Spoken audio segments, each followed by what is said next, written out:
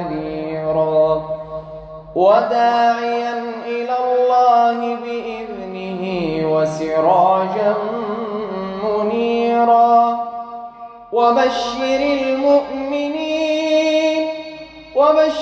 المؤمنين بأن لهم من الله فضلا كبيرا ولا تطع الكافرين والمنافقين